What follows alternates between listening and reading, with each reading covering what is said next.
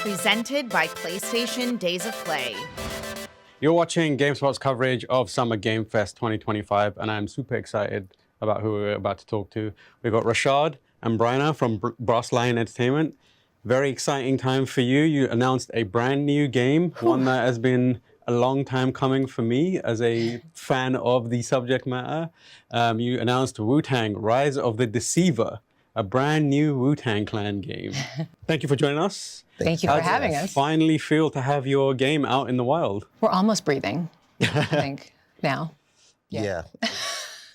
Yeah, it's been like, there's a lot going on now. A long time coming. Like it's blowing up, so it's, it's good. Yeah, you're a kind of new studio. This is your first major game, right? Like, how did you get to the point where you're making this kind of game? And then how did that game get attached to the Wu-Tang Clan?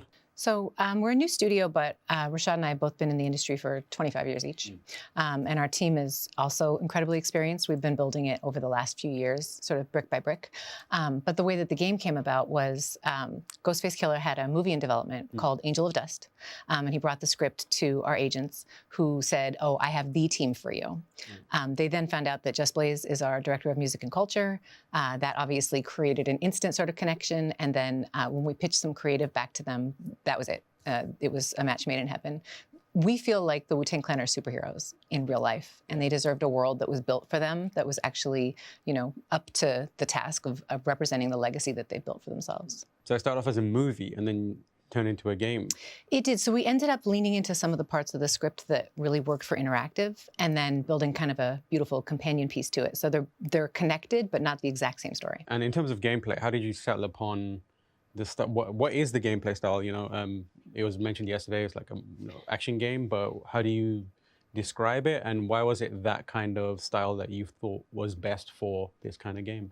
Yeah, it's an action RPG, and it sort of like came about like organically because of just who they are and what the fans like, in terms of like, games and culture, anime, hip hop. And so, we wanted to give the player like a vehicle for self-expression. So, you'll create your own character and you will, kind of go off into, the world, and you will, experience, the game with the Wu-Tang Clan. And even though you are your own character, like who they are and what they embody is fused like throughout the entire experience. And so you're never like too far away from that. In terms of like the world itself, obviously the Wu-Tang Clan are synonymous with New York, the 5 boroughs, that kind of stuff. Yeah. So how much realism is in there, and how much of the kind of environment that they represent is in there versus like the fantasy style versus also kind of like the Shaolin style that they kind of evoke and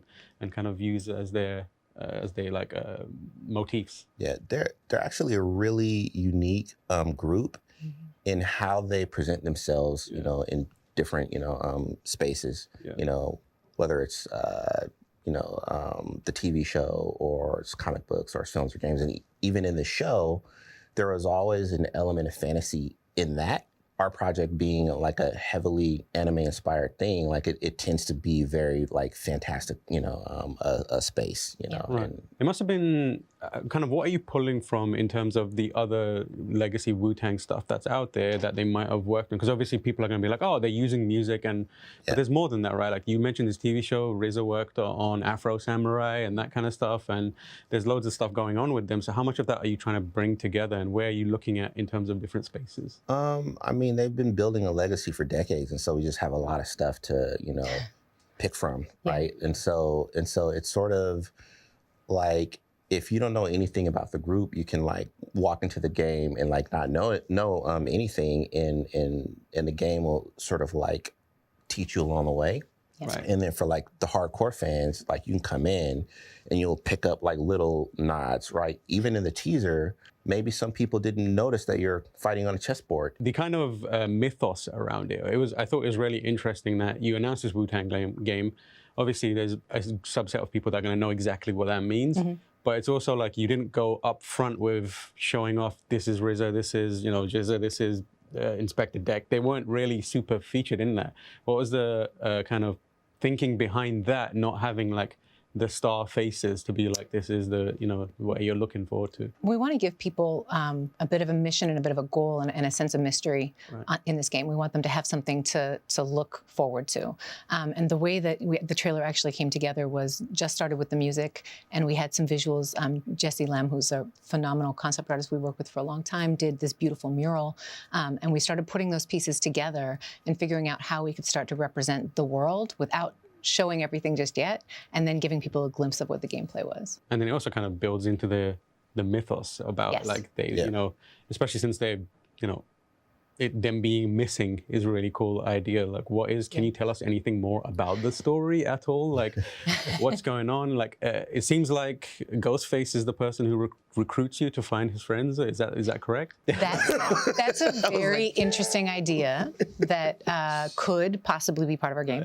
No, it's Ghost is it's his baby. So he's the creative lead on their side. Yeah. He's very much been an integral part of this process for us, and he's very important for the game as well. So the goal is to like go into these different spaces. Yeah. Yeah, and also, the music is a huge influence, and it's so high energy and so, it's crazy. Yeah, inspirational. I was going to ask about that next. We couldn't not involve action. This had to be a game that felt as hard hitting as their music is. Is there 36 levels, 36 chambers to go through? Stay tuned. Okay, cool. Yeah, so you mentioned Just Blaze there earlier as being, a member of your team and working with you guys. Absolutely.